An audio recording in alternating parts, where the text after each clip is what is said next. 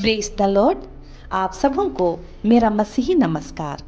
दोस्तों, आज मैं आपको बाइबल से एक कहानी बताने जा रही हूँ जिसका नाम है खोया हुआ लड़का या उड़ाव पुत्र। हो सकता है दोस्तों ये कहानी हमारे जीवन पर आधारित हो, इसलिए इस कहानी को आप अंत तक जरूर सुने।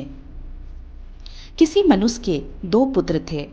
उनके बड़े हो जाने पर एक बार छोटे पुत्र ने अपने पिता से कहा, पिताजी, हम दोनों भाइयों के संपत्ति का बंटवारा कर दीजिए और जो भाग मेरा है वह मुझे दे दीजिए। और तब पिता ने उनमें अपनी संपत्ति बांट दी। थोड़े ही दिनों बाद छोटा बेटा अपनी समस्त संपत्ति एकत्र कर किसी दूर देश चला गया और वहां उसने भोग विलास में अपनी सारी संपत्ति उड़ा दी। लेकिन दुर्भाग्यवश जब वह सब कुछ खर्च कर चुका तो उस देश में भारी अकाल पड़ गया और उसकी हालत तंग हो गई। यहाँ हम देखते हैं दोस्तों कि उसने अपनी संपत्ति का गलत इस्तेमाल किया। जब उसके पास पैसा था तब उसके बहुत सारे मित्र भी थे, लेकिन जब पैसा खत्म हो गया उसके सब दोस्त भी खत्म हो गए। इस दुनिया की यही रीत है। जिनके पास पैसा धन दौलत रहती है उसके मित्र और शुभ चिंतक भी बहुत सारे होते हैं, लेकिन जो गरीब है उसके मित्र भी गिने चुने होते हैं। हम भी अपने जीवन में सच्ची दोस्ती पर परख सकते हैं दोस्तों। आगे बाइबल हमें बताती है कि जब उसका पैसा खत्म हो गया तो वह उस देश के एक निवासी का नौकर का काम करने लगा, जिसने उसे अपने खेतों में सूअर चराने भेजा।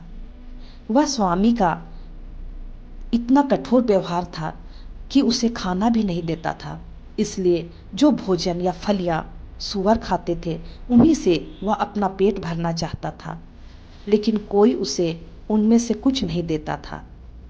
फिर एक दिन अचानक उसे ख्याल आया कि उसके पिता के घर में कितने ही मजदूर हैं जिन्हें जरूरत से ज्यादा रोटी मिलती है और मैं यहाँ भूखों मर रहा हूँ। उसे अपनी करनी पर पश्चाताप हुआ और उसने निर्णय लिया कि मैं उठकर अपने पिता के पास जाऊंगा और उनसे कहूंगा, पिताजी, मैंने स्वर्ग के विरुद्ध और आपके प्रति पाप किया है। मैं आपका पुत्र कहलाने के योग्य नहीं रहा। मुझे अपने मजदूरों में से एक जैसा रख लीजिए। यहाँ हमें सीख मिलती है दोस्तों कि जब तक हम पर संकट या विपत्ति नहीं आती हम अपने पिता ईश्वर के पास नहीं जाते, जबकि हमारा प्रेमी पिता हमेशा हमारा इंतजार करता है कि हम कब उसके पास आएं। आगे हम देखते हैं दोस्तों, तब वह उठकर अपने पिता के घर की ओर चल पड़ा। इधर घर में उसका पिता प्रतिदिन उसका इंतजार करता कि कब मेरा पुत्र लौटकर आएगा।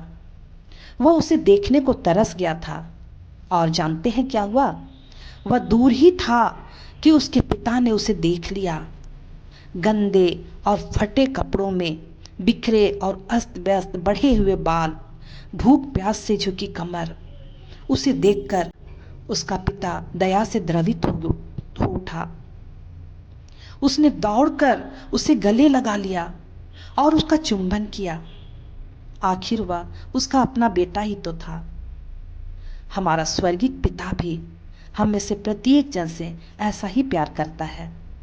यदि हम अपनी गलती स्वीकार कर ईश्वर की ओर आते हैं तो वह हमें खुशी से स्वीकार करता है। परमेश्वर तो यही चाहता है कि कोई भी नाश ना हो। आगे हम देखते हैं दोस्तों, जैसे ही उसके पिता ने उसे गले लगाया वह रो पड़ा और पिता से कहा, पिताजी, मैंने स्वर्ग के विरुद्ध और आपके प्रति पाप किया है। मैं आपका पुत्र कहलाने योग्य नहीं रहा। परंतु पिता ने अपने नौकरों से कहा, जल्दी अच्छे से अच्छे कपड़े लाकर इसको पहनाओ और इसकी अंगुली में अंगूठी और पैरों में जूते पहना दो। मोटा बछड़ा भी मारो, हम खाएं और आनंद मनाएं, क्योंकि मेरा यह बेटा मर गया था और फिर जी गया है, यह खो गया था और फिर मिल गया है। और वे आनंद मनाने लगे।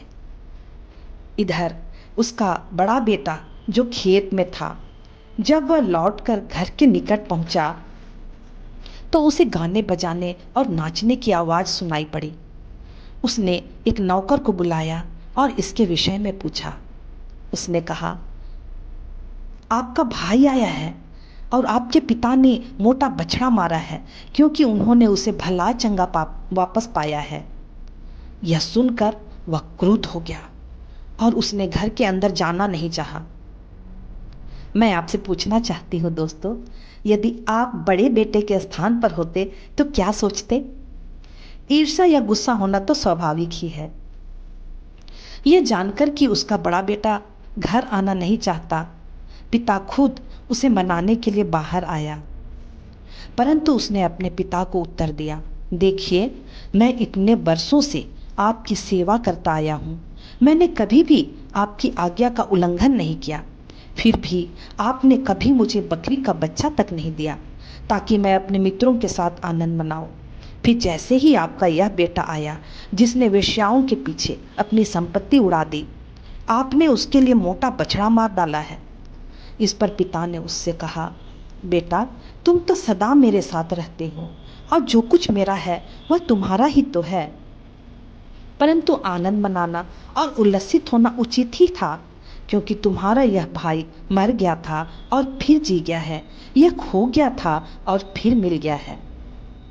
इस प्रकार बाइबल हमें सिखाती है दोस्तों कि हमें भी एक दूसरे को क्षमा कर देना चाहिए और प्रेम से रहना चाहिए।